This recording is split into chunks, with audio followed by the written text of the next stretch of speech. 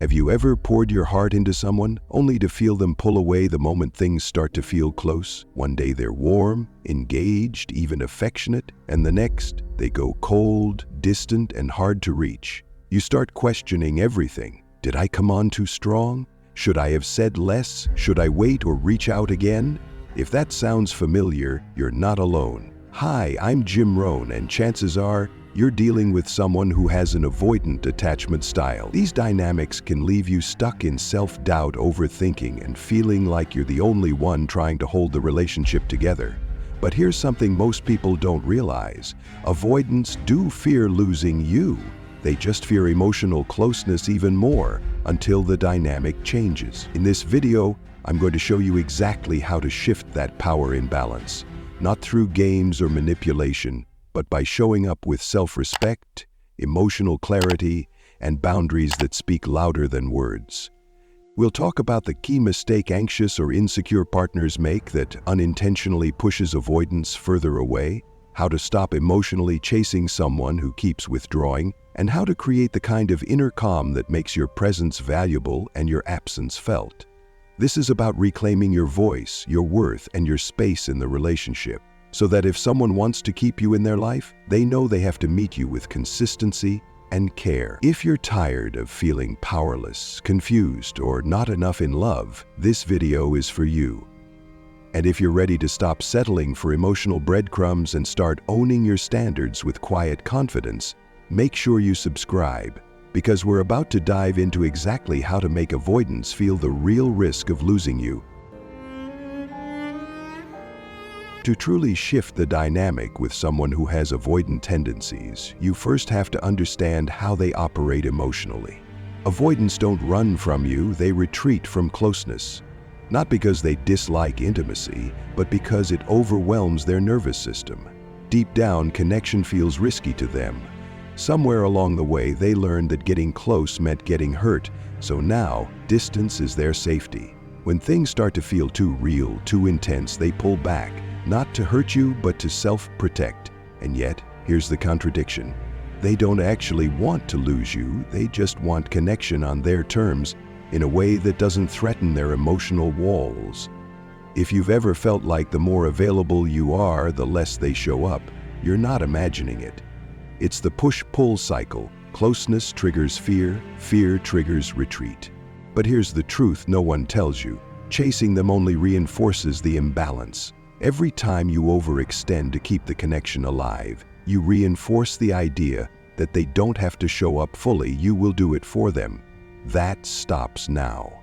The second you stop making them the center of your emotional world is the moment the power starts to shift. People often take for granted what they assume will always be there. But when you step back, not in anger, not to punish, but because you're reclaiming your peace, they notice. Not because you forced a reaction, but because your absence becomes louder than your presence ever was. There's a reason scarcity increases perceived value. It's human nature. Think about anything rare, gold, diamonds, exclusive brands. They're expensive because they're not easy to access. The same goes for emotional energy. If you've been too readily available, always texting first, always forgiving, always waiting, it's time to change the pattern. Pull your energy inward, not as a trick, but because you're building a life that nourishes you. Let your growth become the silence that speaks volumes. That's when someone avoidant, if they care, will start to feel the weight of your distance. And even if they don't, you're still winning. Because what makes you truly magnetic is not how much you care about someone else, it's how rooted you are in yourself. You're not chasing love, you're embodying it. You're not begging for reassurance, you're becoming your own anchor. That's when people start looking at you differently. That's when someone who thought you'd always be there starts thinking, wait, what if they stop waiting? What if they meet someone who doesn't need convincing? So here's the mission. Step into your worth with both feet. Today, start acting like someone who doesn't need to be chosen to feel valuable. Show up like someone who knows they're the prize. Because when you move that way, the game shifts. People who are half in will fall away. People who want surface-level attention won't know what to do with your depth. But the ones meant for you The ones who are emotionally available, secure, and ready, they'll rise to meet you.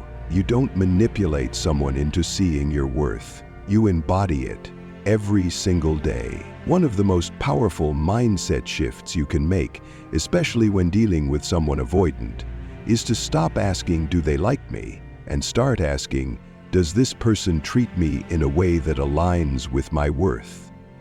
This one question flips the entire dynamic. It puts you back in your own seat of power. Because here's the truth, anxious or insecure attachment often traps us in the habit of performing for connection. We stay quiet when we're hurt. We tolerate emotional crumbs. We wait, hoping they'll come around. That's passive. That's hoping to be chosen. But when you start setting standards out loud, clearly, and calmly, you stop chasing potential and start choosing from reality. Being clear isn't needy. It's respectful to yourself and to the relationship. You're not demanding perfection. You're communicating your baseline, emotional availability, presence, consistency. You might say something like, "I care about you and enjoy what we have, but I also need emotional investment that's steady and mutual. If you're not in a place to offer that, I respect it, but I don't want to stay in something unclear or unbalanced." That kind of message isn't a threat, it's a boundary with love. It tells the other person, "I'm not here to beg for breadcrumbs. I'm here for mutual connection. If we don't want the same thing, I'll gracefully exit." Avoidants often stay in relationships longer than they emotionally commit to them, especially if they know the other person is doing all the emotional labor. But when you shift the dynamic, when you stop being passive and start asserting your standards, they're forced to face the reality. You're not staying because you hope they'll change. You're staying as long as they meet you where you are. And if they can't, you go calmly, without threats, without ultimatums, just clarity. That's what sets secure energy apart. You're not attached to the outcome. You're loyal to your own peace. That's what makes you magnetic. Because deep down, even avoidants respect people who respect themselves. They might not show it right away. They might even pull away further at first. But trust this, your emotional maturity will echo, even in silence. The more you practice choosing based on reality, not fantasy, not potential, the more your relationships shift. You won't fall for hot and cold energy anymore. You won't wait for mixed signals to become clear. You'll simply notice when your needs aren't being met and move accordingly. And that is how you reclaim your power, not through games or manipulation, but through grounded self-worth. When you decide to walk away from someone who isn't meeting your emotional needs, especially someone with avoidant tendencies, the most powerful thing you can do isn't to make noise, it's to disappear quietly. You don't need to post cryptic messages. You don't have to upload smiling selfies with passive-aggressive captions or try to make them jealous. You don't even need to announce that you're done. You simply stop showing up in the ways you used to, energetically, emotionally, and mentally. You stop asking if they're okay. You stop overthinking every message. You stop waiting around for scraps of connection. Instead, you pour that energy into yourself. Because real detachment isn't about theatrics. It's about peace. It's about finally realizing that your emotional availability is not a free, unlimited gift to someone who doesn't value it. You start showing up differently. Not to hurt them, but to heal you. Here's what most people miss. Avoidants don't respond to pressure. They don't respond to arguments, explanations, or emotional pleas, but they do notice when what they once assumed would always be there, your care, your concern, your effort, is simply gone. There's a silence that speaks louder than any message you could send, a stillness that feels unfamiliar.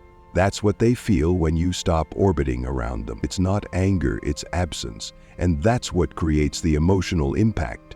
See, avoidants often operate under the assumption that you'll always be there, that you'll wait, that you'll shrink yourself to keep the connection, and for a while maybe you did. Maybe you tried harder, gave more, held on tighter, but now you're different.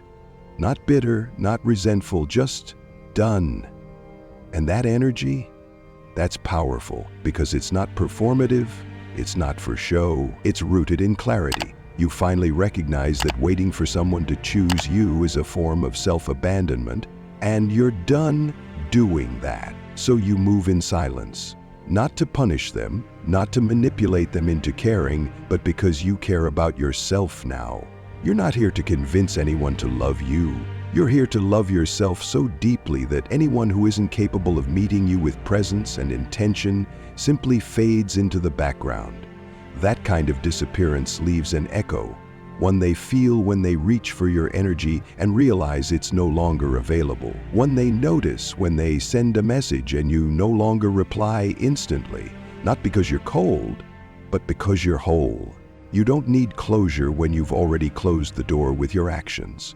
No loud exit, no final words, just the quiet power of someone who knows their worth and chooses peace over confusion.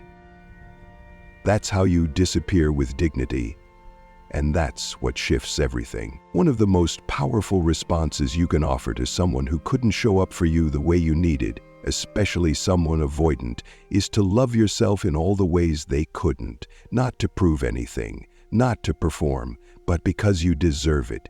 You stop waiting for them to validate your worth. You stop hoping they'll give you the kind of consistent affection you longed for, and instead you begin a different journey, coming home to yourself. You invest your energy where it matters, your growth, your passions, your healing. You read, you reflect, you rest. You do the work not to become better for someone else, but to become whole for yourself. You take yourself out to places that inspire you. You try new things. You set goals that are just yours, not tied to any relationship.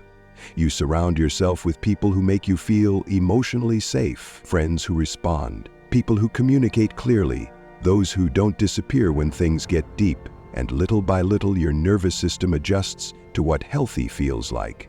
You realize that love isn't supposed to feel like guessing or chasing. It's supposed to feel grounded, mutual, and calm.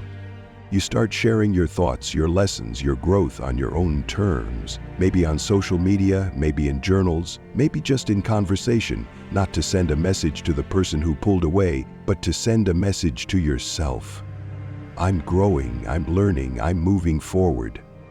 And here's the irony. When you truly start doing that, not faking it, not forcing it, but genuinely evolving, that's when the avoidant, if there was ever real feeling, begins to notice something has shifted. You're no longer energetically clinging to them. You're no longer emotionally available on demand. You're not waiting anymore, and that absence is felt. You didn't post to get their attention, but they feel your distance. You didn't announce your growth, but it radiates. You didn't need them to see you move on, but they will feel the space where you used to overextend. That is how emotional contrast works.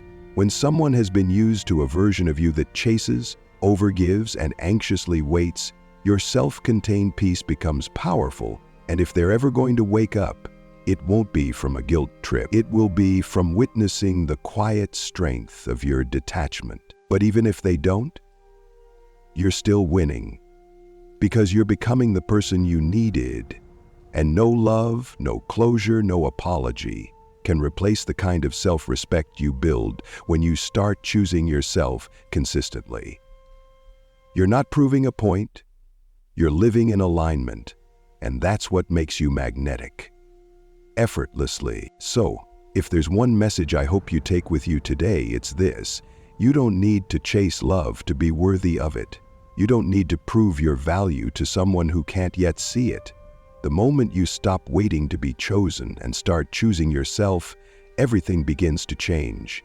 Whether they rise to meet you or fall away, you've already won, because you've stepped into your power. Thank you so much for spending your time with me today. If this video spoke to something in you, if it gave you clarity, peace, or just the permission to stop overgiving, I'd love to hear your thoughts. Drop a comment below and let me know what resonated most. Your story matters. And if you found this helpful, don't forget to subscribe to the channel. We're building a space for deep conversations, healing insights, and personal growth, and I'd love for you to be a part of it. Until next time, keep showing up for yourself. You're worth the effort, the love, and the peace you've been waiting for.